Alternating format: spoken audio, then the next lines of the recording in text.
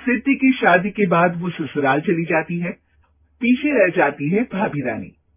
सिद्धि के ससुराल जाते ही भाभी कहती है, अरे वाह जी वाह, सारे कपड़े मेरे।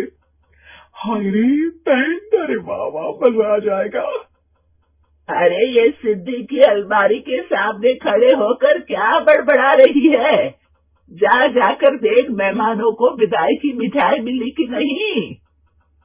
अब हाँ माँ जी, क्यों नहीं, लेकिन पहले कपड़े तो बदल लूं।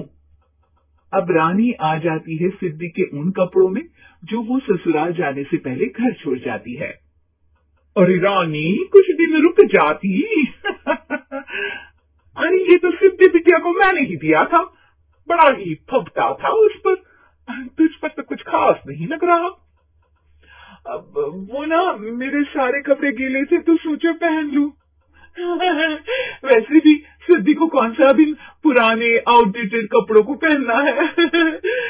वैसे भी ये सूट तो मैंने तभी पहना था, वैसे खास है भी नहीं है। हाँ ठीक है, लेकिन ना मेरी सिद्धि पर तो जमता था। सारे मेहमान चले जाते हैं और सिद्धि ससुराल से मायके पहली बार आती है। अपना घर, अपना कमरा, अपनी अलमारी। ये बोलकर जैसे ही सिद्धि अलमारी खुलती है तो सामने उसके कपड़ों की जगह कुछ और ही रखा होता है। माँ, जरा कमरे में तो आना। सास और रानी वहां पहुंच जाते हैं। रानी ने पहनी होती है सिद्धि की जींस और टी शर्ट। अरे भाभी, ये क्या? ये तो मेरी बड़ी ही महंगी टी शर्ट है, इसे आपने घर में क्यों पहनी है? अरे बहुत मिलती है दीदी ये चौक की मार्केट में, 150 में।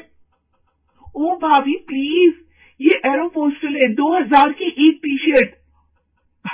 ओह 2000 में तो दीदी 4 साड़ी आ जाए। अब क्या बोलूं भाभी, ये मेरी अलमारी में छोटू के कपड़े, तो मेरे कपड़े कहाँ है? मेरी अलमारी में। अब दीदी आपको कौन से पुराने कपड़े पहनने थे? माना भाभी, लेकिन मैं जब घर आती तो यही सब पहनती ना। अरे तुम तो बड़ी कंजूस हो दीदी। खैर वक्त आता है जब सिद्धि ससुराल के लिए रवाना हो रही होती है।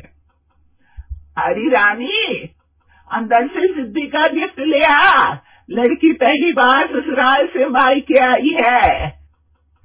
रानी अंदर जाती है और एक सिंपल सी साड़ी लेकर बाहर आ जाती है। ये लीजिए माँ जी। सास बेटी को गिफ्ट देकर ससुराल भेजती है। अगले दिन रानी एक सुंदर सी साड़ी पहनकर सामने आती है।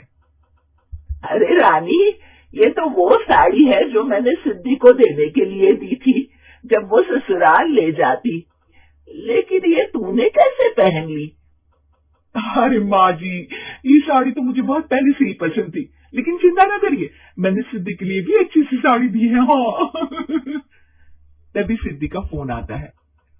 क्या माँ, कुछ अच्छा तो दिया होता ससुराल ले जाने के लिए, अरे पहले दिखा दिया होता। ये चमकते हुए पैकेट में नौकरानी वाली साड़ी मत दिया करो माँ। अरे बेटे, वो तेरी भाभी ने ना गलती से उससे पैकेट बदल गया। हाँ, मैं कल ही तेरे भाई के हाथ से तेरा वाला पैकेट भेज दूंगी।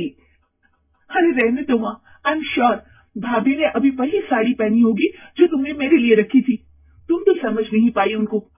खैर छोड़ो, मैं ज्यादा बोलती अच्छी नहीं लगती, रहने दो, आपको उन्हीं के साथ रहना है, फिर बात करेंगे। सास को रानी पर गुस्सा आ जाता है। वो उसके कमरे में जाती है जहाँ वो शादी का एल्बम देख रही होती है। रानी, मार्केट जाकर एक ऐसी ही साड़ी लेकर आ, कल प्रतीक जाकर सिद्धि के घर दे आएगा।